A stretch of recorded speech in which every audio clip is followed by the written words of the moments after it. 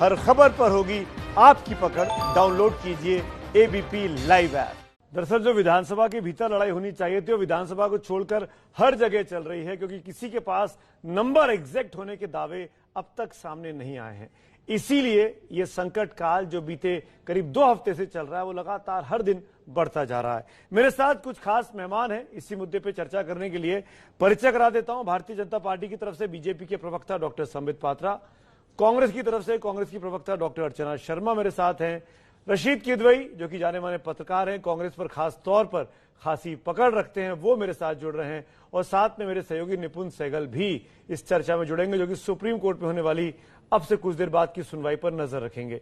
लेकिन शुरुआत निपुण मैं आपसे करूं उसके पहले एक सवाल बीजेपी और कांग्रेस से जरूर लेना चाहूंगा और फिर सुप्रीम कोर्ट की तरफ आता हूं। अर्चना जी, ये चिट्ठी मेरे हाथ में है जो मुख्यमंत्री गहलोत साहब ने लिखी है प्रधानमंत्री मोदी जी को, और उन्होंने खुद ट्वीट करके जानकारी दी। इन्होंने कोरोना काल के संकट काल की बात की है, सरकार गिराने की बात की है, मतलब मोदी की शिकायत मोदी से ही की है कि आपकी कैबिनेट जो है वो मेरी सरकार गिराने का षड्यंत्र रच रही है। इसकी नौबत क्यों आ गई? एक मुख्यमंत्री को ये चिट्ठी लिखनी पड़ रही है और सार्वजनिक करनी पड़ रही है। देखिए सुमित जी, मोदी जी किसी पार्टी विशेष से नहीं, प्रधानमंत्री के तौर पर पूरे देश के प्रधानमंत्री हैं और वो एक संस्था के रूप में है। अगर उनकी जानकारी में काम हो रहा है तो इससे बड़ा दुर्भाग्य नहीं होता, और यदि वो अनभिज्ञ हैं और उनके साथी इस काम को अंजाम दे रहे हैं, मैं समझती हूँ अशोक गहलोत जी का बहुत बड़ा राजनीतिक जीवन रहा है, बहुत बड़ा रहा है, और उनकी बातों में गंभीरता भी होती है और शुचिता भी होती है और साफगोई।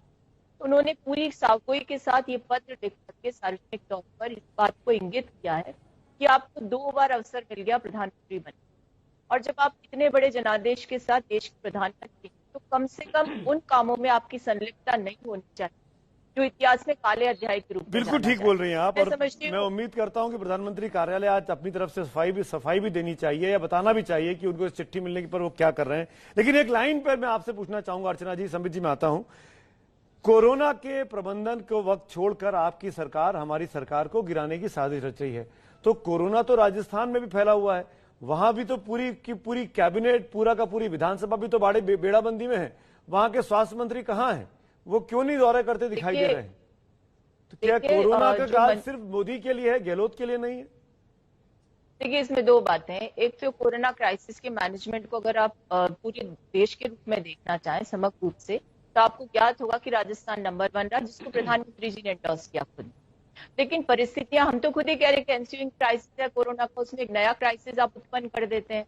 अब उसको उत्पन्न करते हैं तो सरकार जो लोकतांत्रिक तरीके से चुनी हुई है उससे अपने आप को सुरक्षित महसूस तो नहीं मिलेगा। अर्चना जी, होटल में बाड़ेबंदी भी है, स्वस्थ हैं जो है तो वो जा सकते हैं दौरे पर। वो भी मंत्री अपने अपने क्षेत्रों में काम कर रहे हैं। कल भी कहाँ कर रहे हैं, कौन कर रहा है बताइए ना। जिसमें खुद मंत्री जी और हमारे हेल्थ मिनिस्टर है की वीसी ली और सभी डिस्ट्रिक्ट के कलेक्टर्स को ताकीद किया है कि भले हम किसी भी क्राइसिस को फेस कर रहे हो, लेकिन कोरोना से जो जनता त्रस्त है उसे राहत देने में कोई चूक नहीं होनी चाहिए। डॉक्टर अर्चना शर्मा के सामने डॉक्टर ये फैलाई भी जा रही है, और इस वक्त देश को डॉक्टरों की ही जरूरत है क्योंकि कोरोना से निपटना है। लेकिन राजनीतिक बहस में 2 डॉक्टर मेरे साथ व्यस्त हैं। डॉक्टर संबित पात्रा, मैं ये जानना चाहूंगा, इस चिट्ठी के जरिए अशोक गहलोत ने बहुत बड़ा इल्जाम लगा दिया है मोदी जी पर और आपकी कैबिनेट पर कि आप लोग सीधे तौर पर मेरी सरकार गिराने की साजिश में शामिल हैं। मध्य प्रदेश में कर चुके, अब राजस्थान में कर रहे हैं। ऐसी चिट्ठी पहले कभी किसी मुख्यमंत्री ने सीधे तौर पर केंद्र सरकार को नहीं लिखी है, प्रधानमंत्री को नहीं लिखी होगी मेरे ख्याल से। देखिए 3 बातें मुझे कहना है। जब मुझे मालूम पड़ा कि मैं आपके इस डिबेट में आ रहा हूं तो और चिट्ठी भी लिखी गई है, तो खत के ऊपर कुछ शेरो शायरी में ढूंढ रहा था कि आरंभ करूंगा तो कोई शेरो शायरी से शुरू करूंगा, तो मुझे एक बड़ा इंटरेस्टिंग शेर मिला है खत के ऊपर। तन्हा दिल का सफर कितना लंबा था, तन्हा दिल का सफर कितना लंबा था, कई राहें गुजरी पर तुम्हारा खत न मिला। कौन किसने ये शेर कहा होगा? सचिन पायलट के मन में ये चल रहा होगा ना कि कितनी राहें गुजरी पर तुम्हारा खत न मिला। 18 महीने तक डेप्यूटी चीफ मिनिस्टर, उप मुख्यमंत्री और मुख्यमंत्री के बीच में बातचीत नहीं हो पाई। क्या मोदी जी ने फोन करके अशोक गहलोत जी को कहा था कि खत ना लिखना, सचिन पायलट से बात न करना, हाथ न मिलाना? बिल्कुल नहीं। एक फोन कर लिया होता 18 महीने में तो आज प्रधानमंत्री जी को खत लिखने का आवश्यकता नहीं रहती। आज प्रधानमंत्री को खत इसलिए लिखना पड़ रहा है क्योंकि उन्हीं के घर में कोई निकम्मा है, कोई नकारा है, कोई धोखेबाज है, कोई गद्दार है और उन्हीं के घर में कोई बैंगन नहीं बेचना चाहता है, कोई सब्जी नहीं बेचना चाहता है, कोई प्रधानमंत्री बनना चाहता है, कोई मुख्यमंत्री बनना चाहता है, कोई उप मुख्यमंत्री बनना चाहता है, सारी महत्वाकांक्षाएं उन्हीं के घर में है, सारी लड़ाइयां उन्हीं के घर में हैं। और अजीब बात है, चिट्ठी लिखी जा रही है प्रधानमंत्री को। इससे क्या बात साफ होता है कि कहीं ना कहीं जो भारतीय जनता पार्टी कहती आ रही थी कि लीडरलेस और रडरलेस पार्टी हो गई है, आज किसी प्रकार का नेतृत्व कांग्रेस पार्टी में नहीं है। गहलोत जी, आप इस प्रोग्राम को देख रहे होंगे, आपको अगर चिट्ठी लिखनी थी तो 18 महीने पहले सचिन पायलट को लिखना था या तो फिर राहुल गांधी को लिखना था। संबित जी, इस चिट्ठी में आपके कैबिनेट मंत्री गजेंद्र सिंह शेखावत का नाम लिखा है। उनका नाम लेके नामजद तरीके से शिकायत की गई है कि आपके कैबिनेट के मंत्री मेरी सरकार मेरे लोगों के साथ मिलकर गिरा रहे हैं। ये कंप्लेंट है कैबिनेट मिनिस्टर के खिलाफ। संबित जी, जवाब दीजिए। चलिए मैं जवाब देता हूं, अर्चना बहन, मैं बोल लूं फिर आप बोल लीजिए। अर्चना बहन, हम दोनों डॉक्टर हैं, चलिए आपस में लड़े ना, आराम आराम से बात करें। देखिए, मैं इतना कहना चाहूंगा कि नामजद तरीके से चिट्ठी तो लिखा, खत तो नामजद तरीके से लिखा, एफआईआर तो कम से कम नामजद करते, एफआईआर में तो नामजद नहीं किया। ये तो बड़ी विडंबना है। जहां नाम होना चाहिए था वहां नाम नहीं है और चिट्ठी में नाम लिखते हो, मतलब दिखावे के लिए नाम और तकनीकी ढंग में नाम नहीं है। तो क्या सच है और क्या झूठ है ये आप जान गए। कोरोना के विषय में यहां पर डिबेट और डिस्कशन हो रहा है। सुमित जी, मैं भी डॉक्टर हूं, अर्चना जी भी आपने बताया कि डॉक्टर है। आप बताइए, अभी 3 दिन पहले मैं आप ही का चैनल देख रहा था, फेयर माउंट होटल रिसोर्ट के अंदर बैठ के इनके सारे विधायक बाड़ाबंदी में क्या कर रहे थे। आज हमने पिज्जा बनाना सीख लिया, दोपहर तक हमने पास्ता बनाना सीख लिया है, हमने सुबह मुगले आजम देखा है, शाम को हम अंताक्षरी खेलेंगे। वाह, क्या लड़ाई है। अर्चना जी, जवाब दीजिए। खत लिखा इन्होंने, एक खत लिखा इन्होंने अपने कॉन्स्टिट्यूएंसी को कि तुम्हारे को परेशानी हो रही है, मैं टेस्टिंग कराऊंगा। एक एक विधायक को खत लिखना चाहिए। जवाब दीजिए अर्चना जी, गंभीर इल्जाम है कोरोना को लेकर। सुमित जी, अब मैं भी उम्मीद रखूंगी कि सुमित जी भी शांति से मेरी बात को सुनेंगे। हम एक बहुत गंभीर विषय पर चर्चा कर रहे हैं जो हमारे लोकतांत्रिक मूल्यों से जुड़ा हुआ है। सचिन पायलट जी को खत नहीं लिखा, कोई बात नहीं, हमारी पार्टी का मामला था, लेकिन देश के प्रधानमंत्री को संबोधित खत यदि लोकतांत्रिक मूल्यों के संरक्षण की गुहार के साथ है तो उसे गंभीरता से ग्रहण करिए, शेरो शायरी में उड़ाने की आवश्यकता नहीं। और मैंने आपको कहा ना, प्रधानमंत्री आपकी पार्टी के नहीं पूरे देश के हैं और उनके ऊपर जिम्मेदारी क्या संविधान को कैसे संरक्षित करना है। इस समय मुझे BR अम्बेडकर जी की वो बात याद आती है, बाबा साहब की, जब उन्होंने कहा था कि संविधान तो बहुत अच्छा है लेकिन इसकी अनुपालना करने वाले यदि अच्छे नहीं होंगे तो ये ध्वस्त हो सकता है, इसकी धज्जियां उड़ सकती है, देखने को मिल रही। फेयरमाउंट होटल में हम इच्छा से नहीं बैठे हैं, हम उन शक्तियों से भाग रहे हैं जो शक्तियां इस देश के लोकतंत्र की हत्या करना चाहती है, फांसीवादी। अर्चना जी, आपको अपने विधायकों पर भरोसा नहीं है जो उनको बंद करके रखना पड़ रहा है? क्या आपके विधायक कितने लचर हैं? मैं रशीद भाई, मैं एक बार रशीद भाई को लेके आता हूँ डिबेट में, वो न्यूट्रल हैं। जी, मेरी बात सुनिए, मुझे विधायकों पर भरोसा है, लेकिन मुझे तो विडंबना तब महसूस होती है कि एक अध्यक्ष जो विधानसभा संवैधानिक पद पर बैठे हैं, उनके जो क्षेत्राधिकार है उसको चैलेंज कर दिया सिर्फ शोकॉज नोटिस को लेकर के। अर्चना जी, ये तो सुप्रीम कोर्ट तय करेगा कि किसने ठीक किया किसने गलत किया। जैसे स्पीकर के अधिकार हैं वैसे विधायकों के भी अधिकार रहे होंगे कुछ, मुझे नहीं पता, मैं उस डिबेट में नहीं पढ़ना चाहता, हमको वेट करना चाहूंगा, निपुण के पास चलेंगे। अर्चना जी, विद ड्यू रिक्वेस्ट, रशीद भाई 1 मिनट में आता हूँ, आप लोग हैं मेरे साथ। रशीद किदवई, इस चिट्ठी के जरिए क्या अशोक गहलोत ने नरेंद्र मोदी को घेर लिया है, बीजेपी को घेर लिया है, या उल्टा पड़ेगा? क्योंकि लोग ये पूछेंगे कि दिक्कत तो सचिन पायलट के साथ आपकी थी, ऐसी चिट्ठी तो शुरुआत में या तो सचिन पायलट को लिखते गहलोत साहब या सोनिया गांधी राहुल गांधी को लिखते और उसको सार्वजनिक करते। आप जानते हैं कि ऐसी चिट्ठियां जो है वो रस्म अदायगी के लिए लिखी जाती है कि ऑन रिकॉर्ड ये बातें आ जाए, लेकिन मुझे लगता है उस चिट्ठी में सबसे महत्वपूर्ण बात जो अशोक गहलोत ने कही है, वो जो उन्होंने शेखावत की सरकार गिराने का जो षड्यंत्र हुआ था उसका जिक्र किया था और जैसे कैसे PV नरसिम्हा राव ने उसकी मदद की थी। दरअसल गहलोत ये दिखाना चाहते हैं कि देखिए ये कोई अकेला कांग्रेस का मामला नहीं है, जो भी सरकार, जो भी राजनीतिक दल सत्ता से बाहर होता है उसमें इस तरह की रस्साकशी और इस तरह के मैं कहूंगा ड्रामे या षड्यंत्र जो है रचे जाते हैं। हमारे मित्र संबित पात्रा को बहुत बखूबी पता होगा कि कितनी बार, चाहे वो कल्याण सिंह हो, चाहे शंकर सिंह वघेला हो, भाजपा भी इससे बहुत ज्यादा जूझती रही है। और कांग्रेस का तो आप जानते हैं इस समय नेतृत्व कमजोर है, तो कांग्रेस को समझ में नहीं आ रहा कि इसको हैंडल कैसे करे। उनके साथ इम्फाल में, पनाजी में, भोपाल में सब जगह ऐसी घटनाएं हो चुकी हैं। तो चिट्ठी जो है जी। उसका एक पॉलिटिकल सिग्निफिकेंस है, वो दस्तावेज है। बिल्कुल, राजनीतिक तौर पर इस चिट्ठी को देखना चाहिए। निपुण, मैं लौटूंगा आपके पास। सुप्रीम कोर्ट में सुनवाई होनी है। स्पीकर ने कहा है पिटीशन डाल के सुप्रीम कोर्ट में कि जो हाईकोर्ट ने उनको फैसला देने की रोक लगा दी है वो गलत लगाई है, उनके अधिकारों का हनन। उस पर सुप्रीम कोर्ट में क्या होगा जानेंगे मेरे सहयोगी निपुण से। राजस्थान का संकट काल आप देख रहे हैं। तीन बड़ी बातें बहुत आसानी से समझ लीजिए राजस्थान में चल क्या रहा है। पहला, लेटर वॉर चल रहा है, गहलोत की चिट्ठी बनाम सतीश पूनिया की चिट्ठी। दूसरा, छापेमारी वॉर चल रहा है, गहलोत के परिजनों पर छापेमारी बनाम गजेंद्र सिंह शेखावत से एसओजी की पूछताछ। और तीसरा चल रहा है सुप्रीम कोर्ट में सुनवाई, जो कुछ ही देर में शुरू होनी है, जहां पर स्पीकर सीपी जोशी के सामने सचिन पायलट कैंप है। बात करते हैं मेरे सहयोगी निपुण सहगल से, जो सुप्रीम कोर्ट पर नजर रखे हैं। निपुण, आज क्योंकि कल शाम तक का वक्त हाईकोर्ट ने दिया है जवाब देने के लिए, तब तक रोक लगाई है, आज कुछ उम्मीद करनी चाहिए सुप्रीम कोर्ट फैसला देगा या लंबा चल सकता है मामला?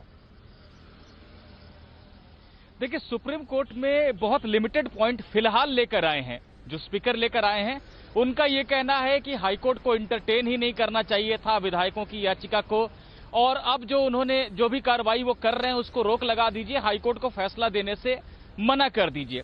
अब यहां पर सवाल ये उठता है कि स्पीकर ने पूरा केस आर्ग्यू किया है वहां पर हाईकोर्ट के सामने, और वहां पर सहमति भी जताई थी सुनवाई के दौरान कि ठीक है, मैं अपने फैसले को टाल देता हूं जब तक के लिए आप आग्रह कर रहे हैं। ध्यान रहे कि हाईकोर्ट ने जो आदेश दिया है उसमें लिखा है, आग्रह शब्द का इस्तेमाल किया है, कहा है कि हम रिक्वेस्ट कर रहे हैं स्पीकर से कि वो ऐसा करें, और इस रिक्वेस्ट को स्वीकार किया गया है। तो साफ तौर पर जिसको कह सकते हैं कि हाईकोर्ट ने ऐसा कोई निर्देश दे दिया हो स्पीकर को, ऐसी बात नहीं है। तो सुप्रीम कोर्ट इन सभी बातों को देखेगा, और सबसे अहम बात ये कि जो भी फैसला देना हाईकोर्ट को वो कल ही आना है। तो क्या इस फैसले पर अब इन परिस्थितियों में रोक लगाने की जरूरत है, जिसकी कोशिश की स्पीकर कर रहे हैं इस समय? बिल्कुल इंपॉर्टेंट बात आप कह रहे हैं कि आग्रह किया है। मैं लौटूंगा आप लोगों के पास, तमाम खास मेहमान मेरे साथ बने हुए हैं, लेकिन सुप्रीम कोर्ट में सुनवाई 11 बजे शुरू होगी। राहत मिलेगी सीपी जोशी साहब को या नहीं मिलेगी, उस पर भी नजर है। लेकिन राजस्थान के रण में आज दिन भर संग्राम मचा है, क्योंकि चिट्ठियां आपस में भिड़ रही हैं। तो राजस्थान में संकट काल का दौर है, लेटर वॉर चल रहा है, अशोक गहलोत की चिट्ठी बनाम सतीश पूनिया की चिट्ठी। एक और वॉर चल रहा है छापेमारी का, एजेंसीज का, एक तरफ ईडी सीबीआई तो एक तरफ एसओजी। और तीसरा वॉर सुप्रीम कोर्ट में लड़ा जाना है, जहां पर स्पीकर को लगता है कि उनके अधिकारों का हनन हुआ है, और सचिन पायलट कैंप ऐसा नहीं मानता। इसी मुद्दे पर बातचीत कर रहे हैं। खास मेहमान मेरे साथ बने हुए हैं। बीजेपी की तरफ से डॉक्टर संबित पात्रा हैं, डॉक्टर अर्चना शर्मा कांग्रेस की प्रवक्ता हैं, रशीद किदवई हैं, और साथ में प्रताप सिंह खाचरियावास जो कि गहलोत सरकार के ट्रांसपोर्ट मिनिस्टर हैं, वो भी कुछ पलों के लिए, कुछ मिनटों के लिए मेरे साथ जुड़े हैं, और मेरे सहयोगी निपुण सहगल भी हैं। पहले खाचरियावास साहब, आपसे सवाल लेना चाहूंगा, ऐसा क्यों आपको लगता है कि ये चिट्ठी लिखकर अशोक गहलोत साहब ने बहुत बड़ा काम कर दिया है, नरेंद्र मोदी को घेर लिया है? इस चिट्ठी को सार्वजनिक क्यों किया गया? घेरने का इशू नहीं है। एक बात आपने बताई, भारतीय जनता पार्टी के नेता नरेंद्र मोदी जी है या सचिन पायलट जी है। अब सचिन पायलट जी डायरेक्ट कर रहे हैं कि क्या बीजेपी को करना है। मुझे तो आश्चर्य हुआ कि बीजेपी के नेता तो नरेंद्र मोदी जी हैं। इस देश को ये समझना पड़ेगा कि जिस पार्टी के नेता नरेंद्र मोदी जी हैं, अमित शाह है, राजनाथ सिंह है, गडकरी जी, अचानक ऐसा क्या हो गया? सचिन पायलट जी मेरे भी मित्र है, मेरे भाई है, लेकिन वो जो चाह रहे हैं, जब मुझे जो लगा, ये अब जो ईडी और इनकम टैक्स को उतारा गया है, और जिस स्तर पर चाहे वो कोई गरीब है, अमीर है, उसके घर पे जो मामले बंद हो गए उनमें भी आपने अचानक छापे चालू कर दिए, तो ये तो सबके समझ में आता है किसके कहने से ये कार्रवाई हो रही है। तो अब BJP guided by Sachin Pilot, और अब जो स्थितियां हो गई है, खाचरियावास साहब मेरे सवालों के जवाब दीजिए। समझे, आप जेनरिक बात कर रहे हैं, मैं स्पेसिफिक बात कर रहा हूं, आप जेनरिक बात कर रहे हैं। अग्रसेन गहलोत साहब पर मुकदमा था कि नहीं था? था ना गहलोत साहब के बड़े भाई पे? मुझे एक बात, उनसे पूछताछ, उनसे पहले भी नोटिस गए थे कि नहीं गए थे? जो मुकदमे खत्म हो गए, जिन मुकदमों में आप जवाब ले चुके, इसी वक्त खत्म कहाँ हुए हैं? मुझे वो आदेश दिखाइए कोर्ट के, जब एजेंसी के, जहां खत्म हो गए मुकदमे। वो आदेश तो अग्रसेन जी गहलोत दिखाएंगे, तो मेरी नॉलेज में नहीं है पूरा मामला। मैं बता रहा हूं, उन्होंने आज अखबारों में भी कहा है। इतने पुराने मामले, आप मुझे बताइए, जब संघर्ष चल रहा है सत्ता का, अच्छा फिर आपने एजेंसी का आना क्यों बंद कर दिया? सीबीआई जाकर किसी भी राज्य में, ईडी जाकर किसी भी राज्य में जांच कर सकती है, राजस्थान में नहीं आ सकती, क्यों भाई? एक बात, क्यों नहीं करेंगे? अगर आप दूध के धुले तो डरना किस बात का? कानून का दुरुपयोग, हम तो दूध से धुले हुए हैं, लेकिन मोदी जी जैसे नेताओं को, जिनको इतना बड़ा बहुमत 2-2 बार मिला है और बीजेपी को, और एक लोग खाजरियावास साहब, मैं आपसे स्पेसिफिक बात कर रहा हूँ मंत्री जी। इस तरह से हमला करेगी। माननीय हमला चालू किया ना, पूरा माननीय मंत्री जी, देख रहा है। मध्य प्रदेश में सरकार गिरा दी, राजस्थान में गिराना चाहते हो, कर्नाटक में गिरा दी। तो ये जो अरे भाई माननीय मंत्री जी, सचिन पायलट तो आपके अपने नेता है ना, आप ही आपने मित्र कहा अपना, आपने दोस्ती क्यों नहीं करा दी? आपके मुख्यमंत्री को ये क्यों कहना पड़ा कि 18 महीने से टॉकिंग टर्म्स में नहीं है? हमारे उप मुख्यमंत्री को मंत्री जी कहते हैं मुख्यमंत्री की नकारा है, निकम्मा है। आपने ये चिट्ठी सोनिया गांधी को क्यों नहीं लिखी कि सचिन पायलट नकारा निकम्मा है, इसको हटाइए? और वो सार्वजनिक क्यों नहीं की गई? मीडिया मुद्दा चल रहा है, हॉर्स ट्रेडिंग का मुद्दा चल रहा है, विधायकों की खरीद फरोख्त का मुद्दा चल रहा है, राजस्थान की सरकार। अरे कहाँ चल रहा है विधायकों की खरीद फरोख्त का मुद्दा? उस वक्त सचिन पायलट हो, आपके पीसीसी चीफ थे खाजरियावास साहब, उनको आपको टिकट देने में सचिन पायलट की भूमिका रही होगी जब आप चुनाव लड़े। आप गलत डिस्कस कर रहे हैं, आप बिल्कुल गलत। क्यों गलत डिस्कस कर रहा हूं मैं? क्योंकि मैं आपसे सवाल कर रहा हूं, तो मैं गलत हो गया। 2000 आप सुन लीजिए ना, सुनने की तो ताकत रखिए, सुनो। बोलिए। 2004 में जब सचिन पायलट चुनाव लड़े दोसा से, हम दोनों जानते नहीं थे। जब 2004 में मैं भी जयपुर से पार्लियामेंट का चुनाव लड़ा कांग्रेस का, तब उन्होंने टिकट दिया था मुझे। 92 में मैं राजस्थान यूनिवर्सिटी का अध्यक्ष था, तो कहां थे सचिन पायलट? प्रताप सिंह खाजरियावास का इतिहास राजस्थान जानता, मैंने दिल्ली में बैठ के राजनीति नहीं की। 2004 में मैं जयपुर लोकसभा क्षेत्र। तो आप भी यही कह रहे हैं ना कि सचिन पायलट नकारे हैं? और सुनिए, आप भी यही कह रहे हैं ना सचिन पायलट निकम्मे हैं? यही तो आप कह रहे हैं जो आपके मुख्यमंत्री ने कहा। नकारा और निकम्मा नहीं कह रहा, नकारा और निकम्मा नहीं कह रहा। मैं ये प्रवक्ता बन जाइए, आप और बीजेपी सब प्रवक्ता बन जाइए। मैं आपसे सवाल कर रहा हूं तो प्रवक्ता बन गया क्या प्रताप सिंह जी? निकम्मा नहीं करा क्या प्रताप सिंह जी, आपके मुख्यमंत्री ने कहा? चलिए छोड़िए, आपको जितना हमको शूट करना है कर लीजिए, मैसेंजर का शूटर, मुझे कोई दिक्कत नहीं है, मुझे कोई दिक्कत नहीं है। प्रताप सिंह जी, आप मुझे एक बात बताइए, एक गंभीर बात, मुझे कोई शौक नहीं है, एक गंभीर बात। प्रताप सिंह जी, एक बहुत गंभीर बात पूछना चाह रहा हूं मैं आपसे, और मैं चाहूंगा बहुत शांति से आप सुने इस चीज को। प्रताप भाई, सचिन पायलट ने टिकट नहीं दिया, सचिन पायलट को प्रताप सिंह को सोनिया। चलिए मैं आपको सर्टिफाइड कर देता हूं कि आप बहुत बड़े नेता हैं, आप सचिन पायलट से बड़े नेता हैं, और मैं आपको नहीं जानता था। चलिए मैं अपनी गलती मान लेता हूं। अब आप मेरे सवाल का जवाब दीजिए प्रताप भाई, मेरे सवाल का जवाब, प्रताप भाई मेरे सवाल का जवाब, प्रताप भाई मेरे सवाल का जवाब आप मत दीजिए ना, मेरे सवाल का जवाब तो देंगे आप। मेरा काम पत्रकारिता है, सवाल करने दीजिए मुझे, प्लीज सवाल करने दीजिए मुझे। सचिन पायलट जी के अच्छे संबंध है, लेकिन झूठ नहीं बोलना चाहिए मीडिया को। अब आप इल्जाम लगा रहे हैं, अब आप इल्जाम लगा रहे हैं। मैं तो अशोक गहलोत को भी जानता हूं, मैं तो वैभव को भी जानता हूं, और भी नाम बताऊं कि आगे में, फिर आप क्या कहेंगे? मैं आपको मना नहीं कर रहा प्रताप भाई, ऑडियो रिकॉर्डिंग कहां से आई? प्रताप भाई, ऑडियो रिकॉर्डिंग कहां से आई? प्रताप भाई, ऑडियो रिकॉर्डिंग कहां से आई? किसने की? गृह मंत्रालय किसके पास है? क्या ये मुख्यमंत्री का फेलियर नहीं है? जब आप सुनेंगे, बोलिए, जब आप सुनेंगे तो मैं बोलूंगा ना। बोलिए। ऑडियो रिकॉर्डिंग की बात आई, ऑडियो रिकॉर्डिंग राजस्थान में गृह विभाग काम करता है, इंटेलिजेंस काम करती है। गृह विभाग, भारत सरकार ने सवाल पूछा है कि ऑडियो रिकॉर्डिंग कैसे हुई, कारण क्या थे, वो सब जवाब उन्होंने दिए हैं। यदि कोई राज्य सरकार गलत होगी तो उसका परिणाम राज्य सरकार को भुगतना पड़ेगा। मुख्यमंत्री अशोक गहलोत ने ये कहा कि ऑडियो फर्जी नहीं है। बीजेपी के नेताओं ने सवाल उठाया ऑडियो फर्जी है, उन्होंने कहा किसकी आवाज है उस पर नहीं बोले मुख्यमंत्री, ये नहीं कह रहे आवाज किसकी, उन्होंने कहा ऑडियो फर्जी नहीं। फर्स्ट बात क्लियर हो गई। अब मान लीजिए ऑडियो रिकॉर्डिंग आ गई, यदि आपकी आवाज ही नहीं है, मुख्यमंत्री तो कह नहीं रहे किसकी आवाज, उसमें नाम ले रहे हैं कि साहब गजेंद्र सिंह जी का, उनका। अब वो ये नहीं कह रहे गजेंद्र, ये तो सिर्फ जांच का विषय है, आपने तो सारी एजेंसियां उतार दी, घुसा दिया। मुख्यमंत्री ने कभी किसी नेता का नाम लेकर नहीं कहा। अब जांच एजेंसियां जांच कर रही है, आप अपनी एजेंसी उतार दिया। आपकी एजेंसी जांच कर रही है तो जेन्युइन जांच हो रही है, ईडी और सीबीआई जांच कर रही है तो वो घुसेड़ दी गई, वो पुराने मामले उठा लिए गए। बात बताइए, हमारी एजेंसी किसी के घर में घुस गई? संबित में आ रहा है, गजेंद्र सिंह जी के घर में घुसी, कहीं पे गई हमारी एजेंसी, जबरन घुसी किसी के घर में? आप तो जबरन घुस के सारी पावर सीआरपीएफ, बीएसएफ सब लेकर राजस्थान में उतर। अब तो एक काम बाकी रह गया, गोलियां चलाओ, मंत्रियों को, मुख्यमंत्रियों सबको मार दो, पूरे देश पर कब्जा। आपका वैसे ही है, आप कुछ भी कर सकती है। कैसी बातें कर रहे हैं भाई, आपके अपने विधायक टूटे हुए हैं प्रताप भाई। संबित पात्रा कुछ बोलना चाह रहे हैं, संबित पात्रा हाथ उठाया, संबित पात्रा जवाब दीजिए। हाँ, मैं बड़े देर से मंत्री जी को सुन रहा हूँ, शांति से मुझे बोलने दिया जाए, क्योंकि मंत्री जी को जल्दी में भी है, वो थोड़ा सा पिज्जा पास्ता तो सीख लिया है, अभी जुकीनी बनाना सीखना भी है उनको। देखिए फ्रस्ट्रेशन देखिए, कंफ्यूजन देखिए कांग्रेस पार्टी। पिज्जा पास्ता आप ध्यान रखो। नहीं, आप पिज्जा पास्ता बनाइए, हमें कोई आपत्ति नहीं है। पिज्जा पास्ता मुझे बोलने की जरूरत है, हमें तो बना बनाया मिलता है घर में सब कुछ। सुमित जी जरा सुमित जी पूरी पार्टी की इनकी चाउमीन आप बनी हुई सीधे है, कम से सीधे कम मुझे जवाब तो दो ना, बोलने आप पिज्जा दीजिए। पास्ता में लोग, ये आपकी गंभीरता खत्म हो रही है संबित जी। आप आजकल पिज्जा पास्ता, चलिए मैं शांति से बैठता हूँ, पहले ये प्रताप शांत जी, हो जाए। प्रताप जी, भाई साहब उनको अपनी बात बोलने दीजिए, प्रताप 40 जी, सेकंड आप लगातार 5 मिनट बोले, लेट हिम स्पीक। प्रताप जी चलिए। आराम से मुझे बोलने दीजिए। सुमित जी आप फ्रस्ट्रेशन देखिए कांग्रेस पार्टी का, आप यही कंफ्यूजन देखिए, मैं आपको उजागर करता हूं। इन्होंने क्या कहा अभी, ये माननीय मंत्री हैं, इन्होंने कहा हमने तो किसी मंत्री का नाम नहीं लिया फोन टेपिंग में, हमने तो नहीं कहा गजेंद्र सिंह शेखावत है, मुख्यमंत्री ने भी नहीं कहा गजेंद्र सिंह शेखावत है। आप अभी मुझसे सवाल पूछ रहे थे कि गजेंद्र सिंह शेखावत जी का नाम मेंशन किया हुआ है मुख्यमंत्री ने चिट्ठी में, अभी इनके मंत्री कह रहे हैं कि मुख्यमंत्री ने नाम नहीं लिया। ये क्या कंफ्यूजन है? और देखिए आज ये खत खत जो खेल चल रहा है, अरे एक सेकंड सुमित भाई, इनको जरा सुमित भाई इनको जरा कहिए कि जरा शांत रहेंगे।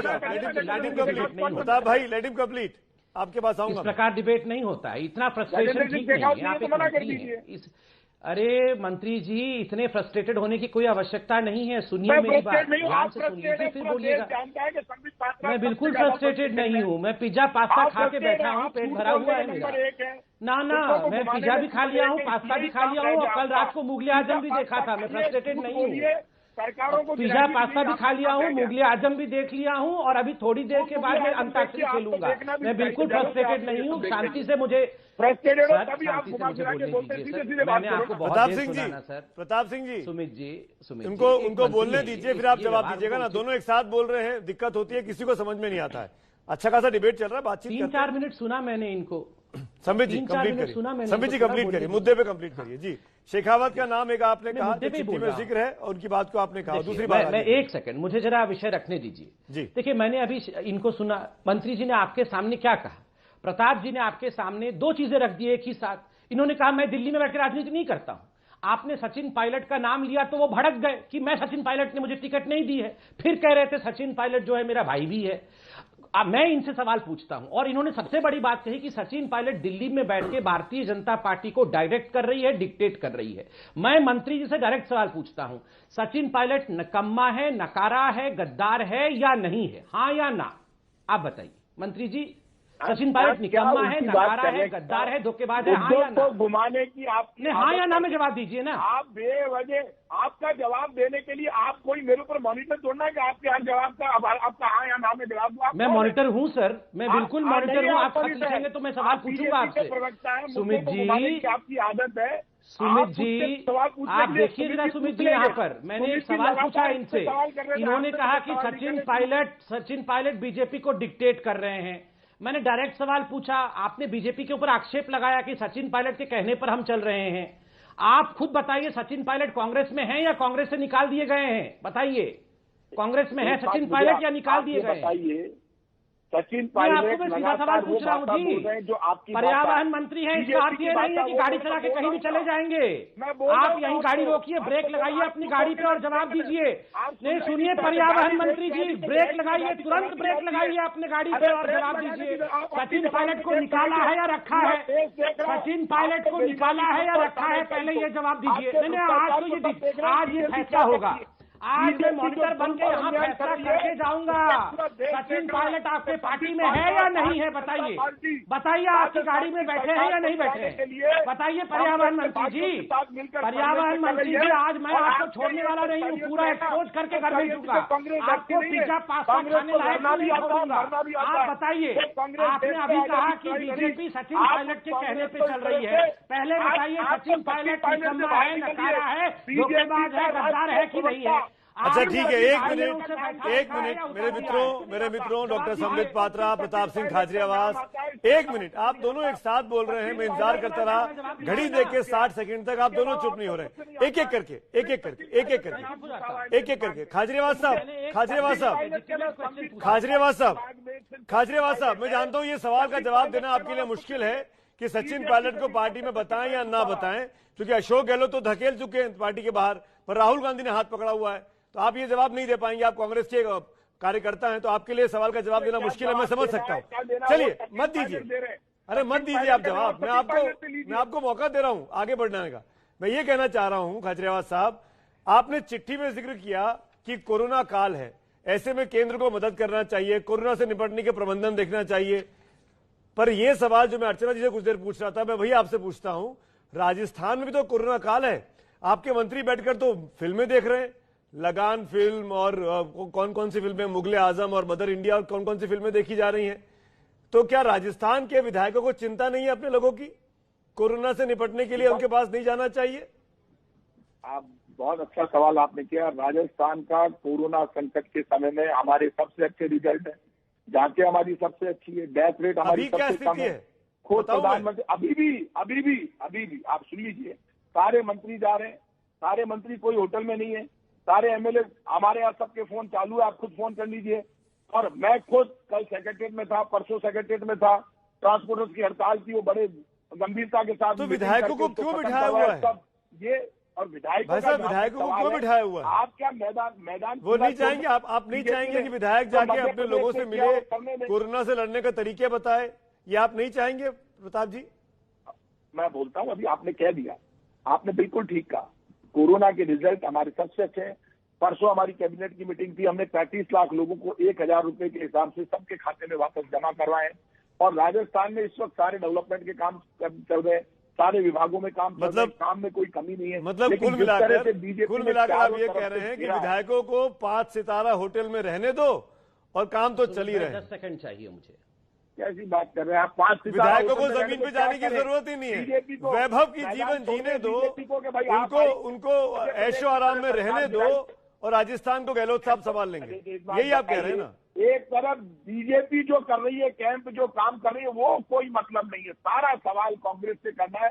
कांग्रेस के पास 2-3 सरकारें बची है, ये भी लाठी गोली के दम पर छीन लीजिए, ताकत के दम पर, पैसे के दम पर। विपक्ष का गला दबा दीजिए। सचिन पायलट आप ही के सांसद रहे, विधायक रहे, मंत्री रहे, उप मुख्यमंत्री रहे, मेरे थोड़ी रहे। सिंधिया भी हमारे ही थे, वो भी चले गए ना।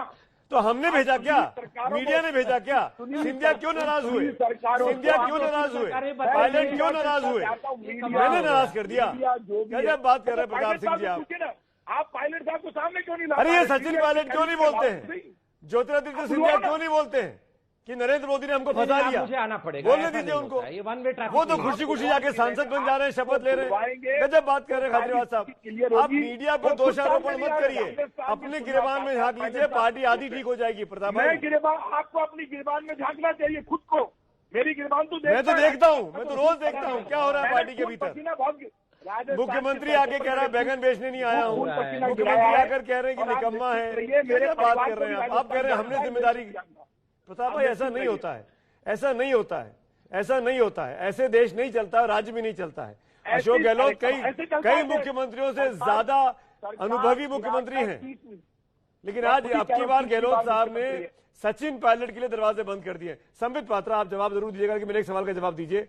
अगर सचिन पायलट का दरवाजा बंद हो गया तो बीजेपी उनको वेलकम करेगी कि नहीं करेगी? भले उनके पास विधायकों की संख्या ना हो, पूरी सरकार ना गिरा पा रहे हो, तब सचिन पायलट के साथ बीजेपी है कि नहीं? संबित आप भी तो जवाब दीजिए। मैं जवाब दूंगा, बिल्कुल जवाब से नहीं भागूंगा। मगर मुझे थोड़ा सा, देखिए आज खत चल रहा है और आपकी चैनल को गांव-गांव तक देखा जाता है, तो खत का जवाब थोड़ा सा शेर से शुरू करके फिर जवाब देता हूं। गहलोत जी के लिए है। गहलोत जी सुनिए, गहलोत जी ने पहले भी खत लिख लिख के दफन किए थे। गहलोत जी ने पहले भी खत लिख लिख के दफन किए थे, कांग्रेस ने उन खतों को कफन दिए थे। बहुत खत लिखा था, इन सब ने खत लिखा था, मगर केवल कफन दिया था कांग्रेस ने, उन खतों को पढ़ा नहीं था। और जहां तक सचिन पायलट का आपका सवाल है कि सचिन पायलट, देखिए हमारे तो नेताओं ने कहा है, पुनिया साहब जो हमारे अध्यक्ष हैं, राजस्थान के हमारे अध्यक्ष हैं, उन्होंने कहा कि ठीक है अगर वो आना चाहेंगे तो वेलकम है।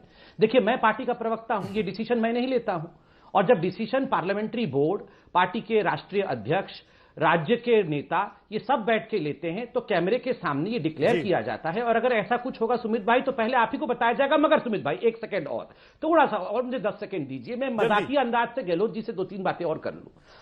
कल शाम डाकिया हमें अधमरा सा मिला सुमित जी, कल शाम हाँ सुमित भाई होल्ड योर हॉर्सेस, मैं आऊंगा आपके पास, तमाम लोग मेरे साथ बने हुए हैं। बड़ी बात कहना चाह रहा हूं यहां पर मैं कि सचिन पायलट को गहलोत साहब ने कहा था अंग्रेजी बोलने वाला है, चांदी की चम्मच वाला है, हैंडसम है, स्मार्ट है, इसीलिए लोग बाग उससे प्रभावित हो जाते हैं। तो ये इस क्राइटेरिया में तो कांग्रेस के तमाम नेता आते हैं, इंक्लूडिंग राहुल गांधी। किसकी ओर इशारा कर रहे थे पायलट साहब? बात करेंगे खाजरीवाल साहब से। एक बार फिर आप सबका स्वागत है। कुछ ही देर बाद सुप्रीम कोर्ट में सुप्रीम सुनवाई होने वाली राजस्थान संकट पर, जिस पर लगातार एबीपी न्यूज की नजर रहेगी। क्या स्पीकर को राहत मिलेगी? क्या स्पीकर को फैसला देने की इजाजत सुप्रीम कोर्ट दे देगा? इस पर लगातार हमारी नजर बनी हुई है। स्पीकर सीपी जोशी की पिटीशन है, सचिन पायलट ने कैविएट लगाया है कि उनके मामले को भी सुना जाए। इस मामले पर लगातार हमारी नजर रहेगी। तमाम खास मेहमान इस बड़ी चर्चा में, राजस्थान की सियासत में जो कुछ चल रहा है वो एबीपी न्यूज पर सबसे पहले विश्लेषण भी और मेहमान भी